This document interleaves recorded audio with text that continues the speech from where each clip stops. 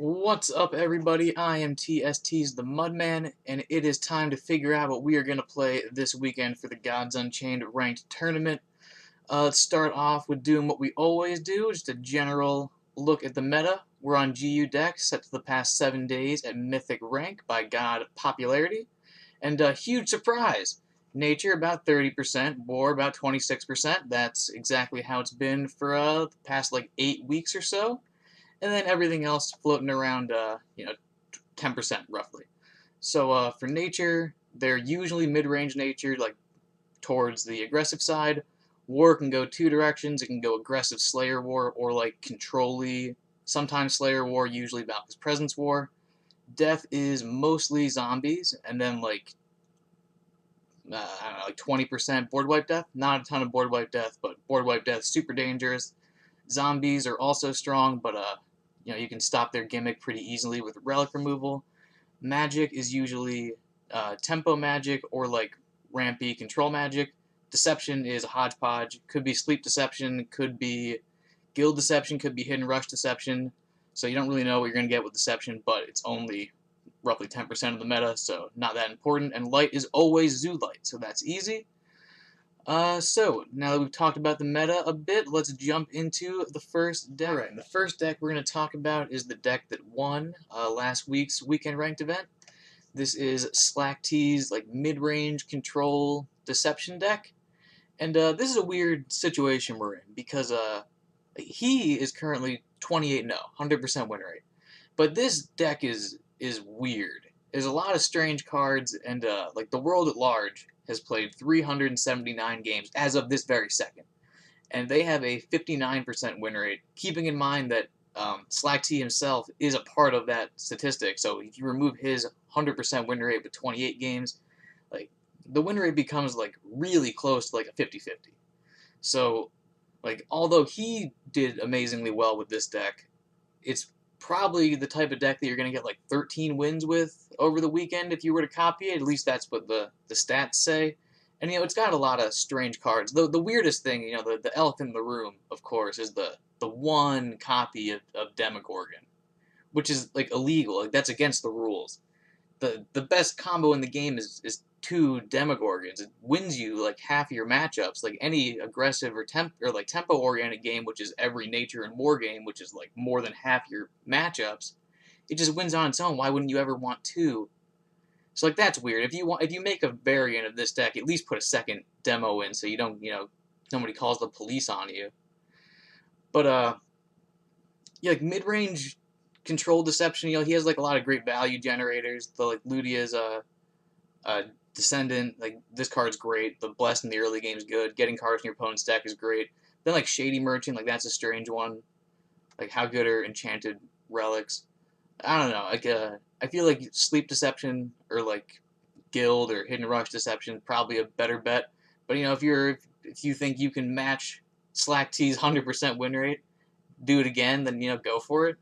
But this is a strange deck because the stats are so strange. He did so amazingly. Everybody else has done so poorly. So, play this deck at your own risk, I guess. And let's move on to the next one. And now we are on to War, the second most popular god. Usually, I talk about like a mid-range control-y war deck and then also an aggressive Slayer war deck.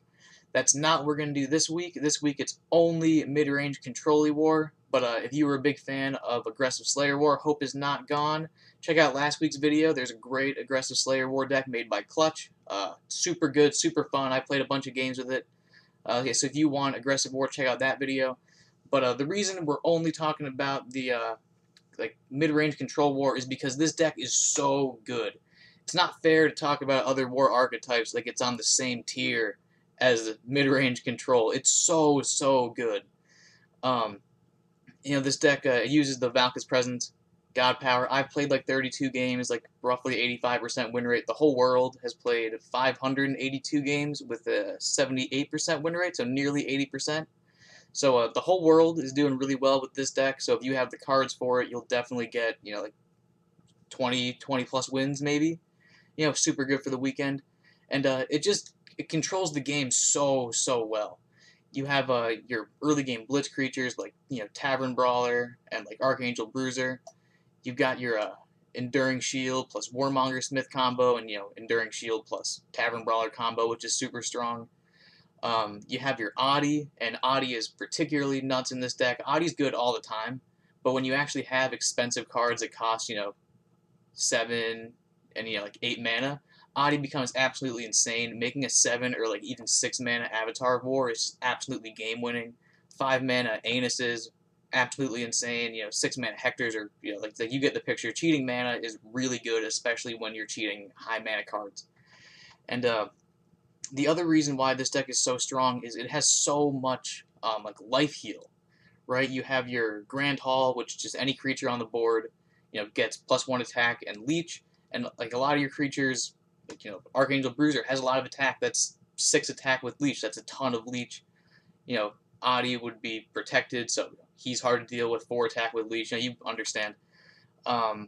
The magic missile launchers, same thing. It's good at controlling the board with, it being a relic, and then when it, finally breaks, it heals you for 4. You've got your 2 demos, and then you have Hector, who is, absolutely broken. It has literally every keyword because of, cards like Anus and Orcish Elite, and, Demogorgon gives it leech. So you're going to play it, and it's essentially going to kill off 2 creatures and heal you for like 12 and still be on the board. And then, if you think that's the end of the healing, you'd be wrong, because there's Avatar of War, who's an 8/8 with leech that makes a 5/2 relic that heals you for at least 5 with every attack. So, like, you have like 100 health altogether. You have great creatures like all throughout the curve, and you have amazing board clears we haven't even talked about yet. You got the Carnage Sweep, which you can use with Leviathan Hunter for a great combination. With on 5 mana with a Pip, you can play Leviathan Hunter and Carnage Sweep, clear the entire board. Or 6 mana, obviously Leviathan Hunter Carnage Sweep clears the entire board. Soul Survive, absolutely crazy, clears the entire board, does a ton of damage to your opponent's face. With cards like Adi, as well as Master Tactician and Enduring Shield, it's really easy to give something protected and then play the Soul Survive on it. And, obviously having a super high attack creature with protected is really, really good. So, like, the deck just controls the whole board in the early game. If it manages to lose tempo or get chipped down, it heals all the way back up. And then it has just huge creatures and big relics to end the game. This deck is so good. If you have the collection to make this deck, I definitely recommend it. It is definitely a winning deck. Alright, so now let's look at Nature. Nature is the most popular god, probably because it's so forgiving. Nature has so many great cards. If you don't have a huge collection, it's really easy to make like a fairly good deck. Like, so many nature cards are just like good or passable. That being said, this list the Professor made is a really fantastic list. If you don't know, the Professor, he streams on Twitch. He also makes great YouTube videos. I'm going to put a link to his YouTube channel in the description of this video, because the Professor makes these great videos. They're like big, in-depth analysis of like the past weekend. He makes them, early in the week. So if you watch that video plus this video, your win rate is bound to increase by 6.9%. That's just the math. And just let's, that's enough of that. Let's get back to the deck. I think the Professor did a great job just picking all of the best nature cards and putting them into one mid-range deck. Like, in a vacuum, every single one of these cards is so good. The Chiron, obviously is amazing with, Marshwalkers, Pyramid Wardens, Black Jaguars, but just also, like, every death deck has relics. Most of them are zombie death decks, and they're like a gimmick deck that really relies on their relic. Chiron just stops it in its tracks and is a pre-nerfed shield bearer, so it's just super strong. Low-hanging fruit's just like a high-tempo card, deal 1 damage, get a creature. The creature itself is like actually good.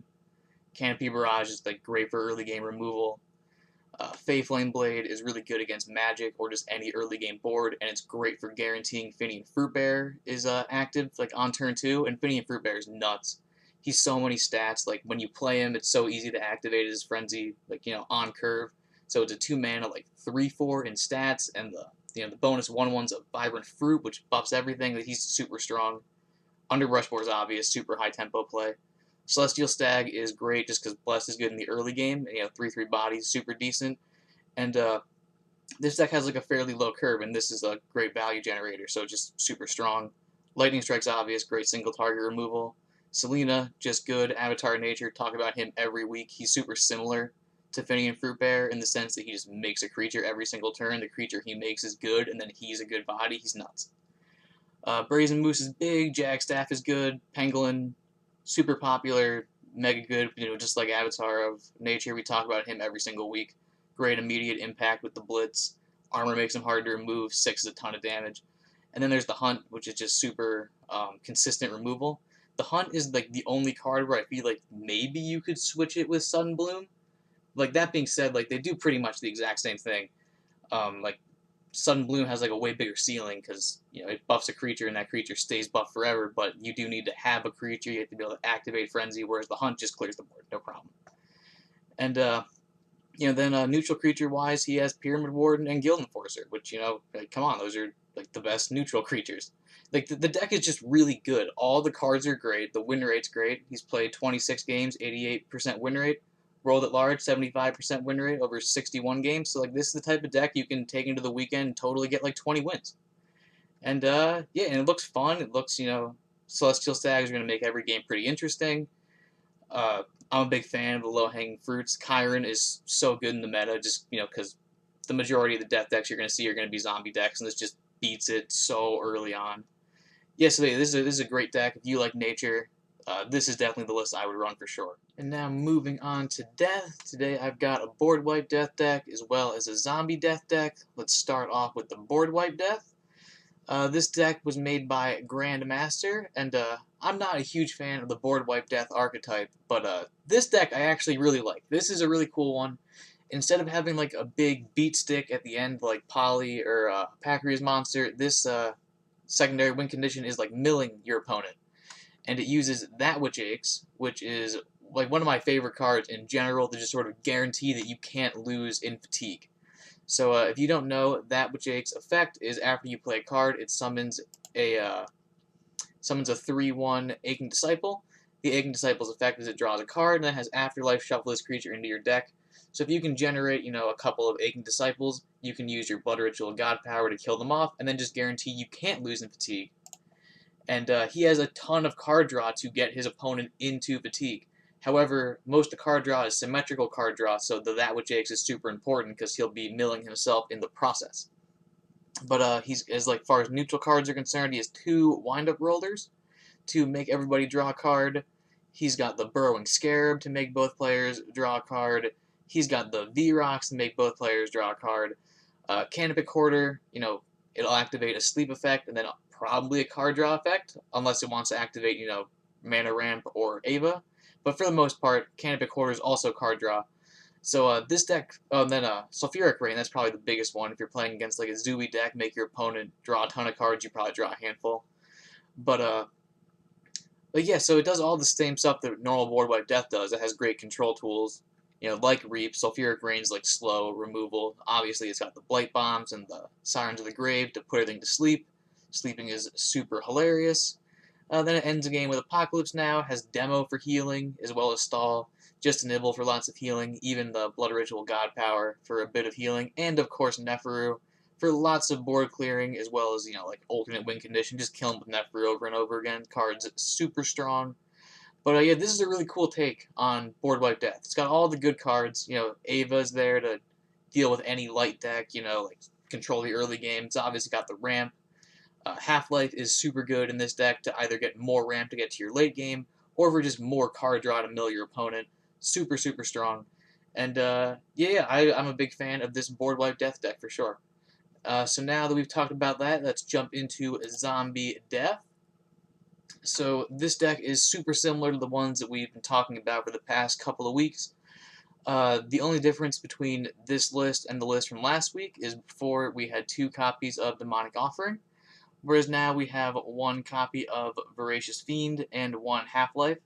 Realistically, you can probably go 2 Half-Lives, no Fiends, because Half-Life is super strong in this deck. Generally, you're sort of like a gimmick, right? You play Necrosceptor and Cursed Obelisk, hopefully together, and you just generate zombies until the game ends. You can't really take damage because you're always healing, and you're dishing out lots of damage because you're generating creatures every single turn. But what happens when your opponent destroys both your Cursed Obelisks? So no. Well, you just bring one back with Half-Life. It's fantastic. And if you don't need to bring back your Cursed Obelisk, you can hit your Fickle Cambion, which is definitely one of the best creatures in the deck. So Zombie Death still super strong. I called it a gimmick, but it's a consistent gimmick, right? Like it's super easy to get your Necrosceptor or your Cursed Obelisk. Even Mark of Death is super strong for just making a giant board full of zombies. And then you play Nether Swarm Lord or Nefru's Will, and you make a huge creature or a board full of decent creatures, and you win the game. It's easy as that. If you want like more in-depth analysis on all the cards, feel free to watch any of the prior What to Play videos. We talk about Zombie Death every single week. I'm just gonna go over like a handful of like common mistakes, right? Like because like the deck's not super easy to play. Uh, you know, it's easy to play if you always get the Cursed Obelisk and the Necrosceptor.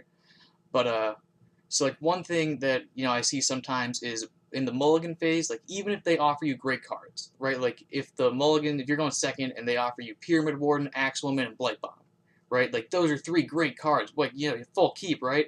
No way. You're a gimmick deck. You need Necrosceptor and Cursed Obelisk. If you have charges left in your mulligan and you don't have a card in your hand that says Necrosceptor or Cursed Obelisk, throw something away. Like you need to get both those cards. And then, like, the only other common mistake out there is don't play 2 Cursed Obelisks at one time. I don't know the plural for obelisks. Yeah, don't play 2 Cursed Obelisks. You only need 1. If you have 2 on the board, right, like you have 2 creatures that can attack in the obelisk itself, and then you generate 4 zombies each turn. So if you want to get full zombie value, you can't play any creatures from your hand, and you're limited to just 4 attack per turn. So you're not doing that much damage. You're not, like, playing your cards to be having big tempo plays, and also you're super susceptible to any big board clear.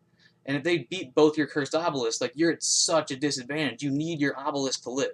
So just play 1 Cursed Obelisk. Ideally, you get the Necrosceptor, but you never go full Obelisk. Only 1 at a time. They'll inevitably clear your Obelisk after it's generated like 9 zombies and had been amazing. And then when they finally clear it, then you play the second one. You never go double Obelisk. Yeah, but for the most part, just normal zoo deck. Play Pyramid Wardens, play chickens, draw cards, Ragnarok to clear your light opponent's boards, and generate a bunch of zombies. Go face, easy peasy.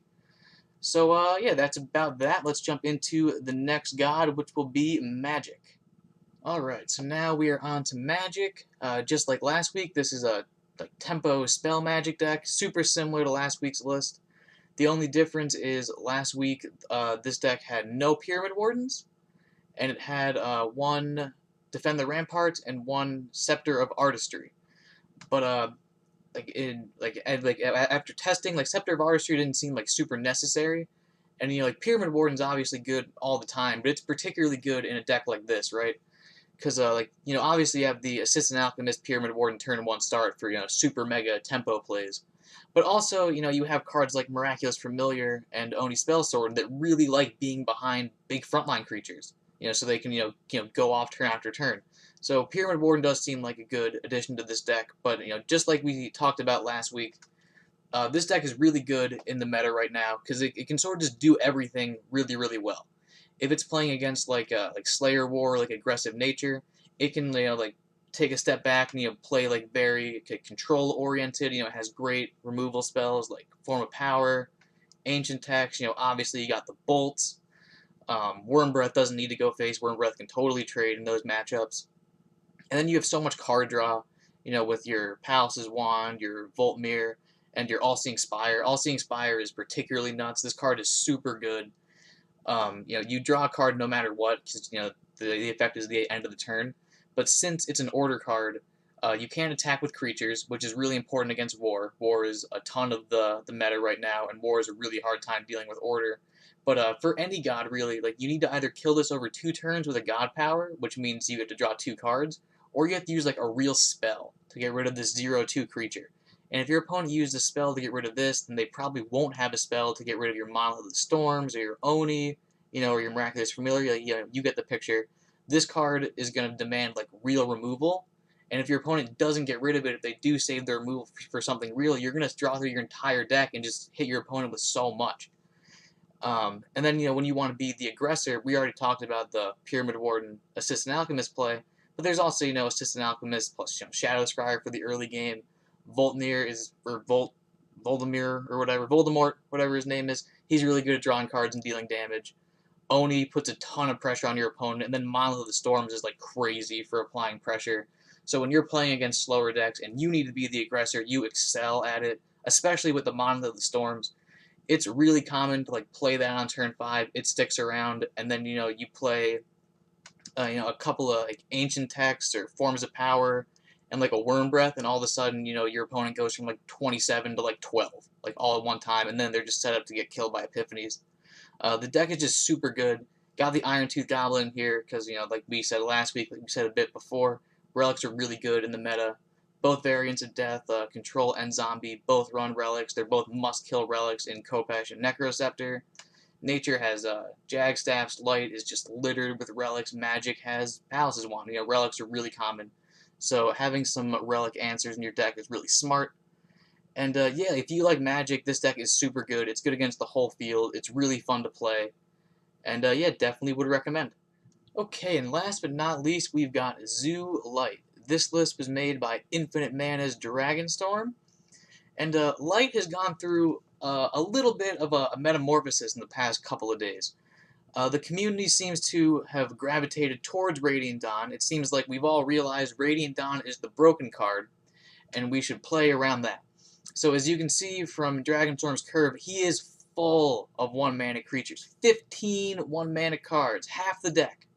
So, Radiant Dawn comes down, pretty early, turn 3, turn 4. You play a ton of 1-mana creatures, and then you buff them all up with Radiant Dawn, and then you win the game, simple as that. A couple of turns later, you buff them up again with Canonize, maybe again with Asterius, normal Zoolight stuff. But as you can see from this curve, we're really playing into Radiant Dawn over here because it's super good. And a lot of these 1-mana cards are, really, really great. In particular, the Empyrean Pacifist. This is like the perfect thing for Light, right? Because, you have a ton of, 1-mana creatures, 2 of which being Card Shark, which is particularly good with the Pacifist. Every creature you play buffs its health, and you're exceptionally good at playing creatures. You also have stuff like Blind Martyr to buff its health even further, as well as Trial Spirit. But the fact of the matter is, this is going to be a 1-mana card that's going to end up having like 10 health or more. And that's a perfect candidate for being buffed with Radiant Dawn, or Asterius, or Canonize. It's just the perfect thing for Light. It's super strong. And yeah, so Zoolight is really good in the meta. It's great at just winning the early board and then capitalizing on it very hard with Radiant Dawn, hiding that board state behind something like a Highborn Knight, buffing something again with Canonize, then buffing the remaining things with Asterius, and winning the game. Zoolight has been good for the past couple of weeks. It's definitely still good, and this like new style of like super early game Zoolight seems like very, very powerful. Playing into that Radiant Dawn, like we've discussed a ton so far, Radiant Dawn is super good, and this deck just capitalizes on it really, really hard. If you like playing Light, this is definitely the list to try out for sure. Okay, so it is conclusion time. We've talked about the meta. We've talked about all the different potential decks. What should we play this weekend for the ranked tournament? And this week, I think we go with the flow, go with the tide. Nature and War, the 2 most popular gods. This War deck is so strong. I've played like a bunch of games with it. A bunch of other people played a bunch of games with it. It just seems unbeatable when you're playing with it. It's so strong. It's so good at handling your opponent's board. It's so good at healing. It's so good at dealing damage. It just does it all. It's so, so strong. But if you are not a fan of this War deck, or you don't have the cards for it, then the Professor's Nature deck is just great. Like I said when we were talking about this deck specifically, just every single card in the deck. Every card's so good. It's just the best that like mid-range Nature has to offer. This deck is super strong. So this weekend I would recommend mid-range Control War or mid-range Aggressive Nature for your weekend ranked run. But whatever you go with, make sure you have fun. Tell us how you did in the TST Discord, and have a wonderful day. Hey, you! Did you know that subscribing to the TST YouTube channel will increase your win rate by 6.9%? So what are you waiting for? Subscribe to the channel and hit the bell for notifications. And while you're at it, equip Scythe of the Harvest and attack the like button directly in the face. Bye-bye!